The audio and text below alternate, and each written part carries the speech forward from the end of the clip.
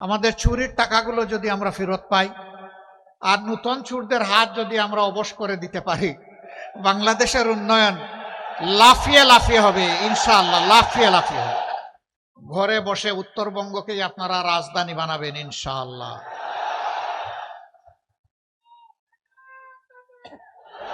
আমরা যুবকদের হাতে আমরা বেকার ভাতা দেব না।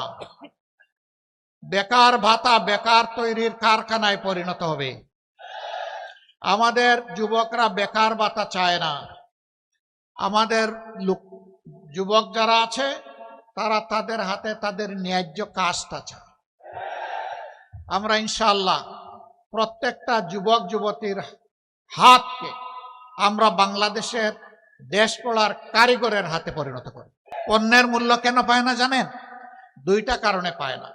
একটা হচ্ছে মধ্য সত্যভোগীরা এসে এখানে কামড় দেয়, আর একটা হচ্ছে গাঁটে গাঁটে চাঁদাবাজরা অস্থির করে তোলে।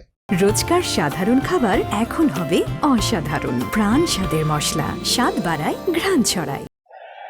এই দুই কারণে কৃষক পায় না পণ্যের মূল্য, ক্রেতা পায় না ন্যায্য মূল্যে তার পণ্য। আমরা সেই চাঁদাবাজদেরকে নির্মূল করব ইনশাআল্লাহ। ভয় পেও না চাঁদাবাজ, তোমরাও এই সমাজের মানুষ। আমরা ইনশাআল্লাহ তোমাদের হাতেও সম্মানের কাজ তুলে দেব। তোমরাও সম্মানের সাথে বসবাস করবা। সেদিন আর মুখ লুকিয়ে তোমাদেরকে চলতে হবে না সমাজে। তোমাদের মা বাপকে কেউ চাঁদাবাজের মা বাপ আর বলবে না। তোমার স্ত্রীকে কেউ চাঁদাবাজের স্ত্রী বলে খুঁটা দেবে না। আর মাঝে মাঝে মানুষের জালে বন্দী হয়ে তোমাদেরকে বিপদে পড়তে হবে না। তোমরাও সম্মানের সাথে বসবাস করবা ইনশাআল্লাহ। এইভাবে প্রত্যেকটা হাতকে আমরা প্রত্যেকটা হাতে কাজ তুলে দিয়ে সম্মানের হাত বানাতে চাই। আপনাদের কোনো আপত্তি আছে? এই অবস্থা যদি তৈরি হয়, রাজধানীর দিকে প্রাণপণে ছুটতে হবে না ইনশাআল্লাহ। আমাদের মায়েদের জন্য ঘরে চলাচলে এবং কর্মস্থলে শতভাগ সম্মান এবং নিরাপত্তা নিশ্চিত করতে চাই। আমাদের জীবনের চাইতে আমাদের মায়ের সম্মান আমাদের কাছে অনেক দামি। ইনশাআল্লাহ আমাদের সকল মেধা যোগ্যতা দিয়ে মায়েদের সম্মানকে আমরা নিশ্চিত করব ইনশাআল্লাহ। তারা দেশ গড়ার কাজে সমান তালে যোগ্যতা এবং প্রয়োজন মোতাবেক তারাও আমাদের সাথে অবদান রাখবে। তারা আমাদের কৃষিক্ষেত্রে কাজ করেন না, তারা বাড়ির আশেপাশে বাগান লাগান না, তারা স্কুলের শিক্ষকতা করেন না, তারা সেনাবাহিনীতে চাকরি করছেন না।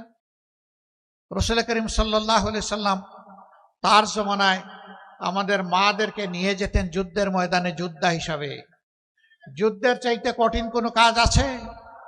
যদি যুদ্ধে মাদেরকে আল্লাহ রসুল সামিল করে থাকেন তাহলে রাষ্ট্রের সকল কাজে তারা শরীক থাকবেন ইনশাআল্লাহ। এখন যে দুইটি জিনিসের অভাব, সেই অভাব পূরণ হবে ইনশাআল্লাহ। একটা কর্মক্ষেত্রে সম্মান নাই, আর একটা কর্মক্ষেত্রে নিরাপত্তা নাই। আমরা তাদেরকে কথা দিচ্ছি, আপনাদেরকে মায়ের সম্মান দিব এবং জান প্রাণ দিয়ে আপনাদের নিরাপত্তা নিশ্চিত করব ইনশাআল্লাহ। সব কিছুর উপর অগ্রাধিকার পাবে মায়েদের দিক। সেই বাংলাদেশটা আমরা গড়তে চাচ্ছি। একটা সেতু দুই দিককে বিচ্ছিন্ন করে রেখেছে, আমরা চেষ্টা করব দুইটাকে জোড়া দিয়ে দিতে। আপনারা দোয়া করবেন ইনশাআল্লাহ। এটা বড় কাজ নয়, বড় মনের প্রয়োজন, বড় ভীষণের দরকার। আমাদের চুরির টাকাগুলো যদি আমরা ফেরত পাই আর নতুন চোরদের হাত যদি আমরা অবশ করে দিতে পারি, বাংলাদেশের উন্নয়ন লাফিয়ে লাফিয়ে হবে ইনশাআল্লাহ, লাফিয়ে লাফিয়ে হবে।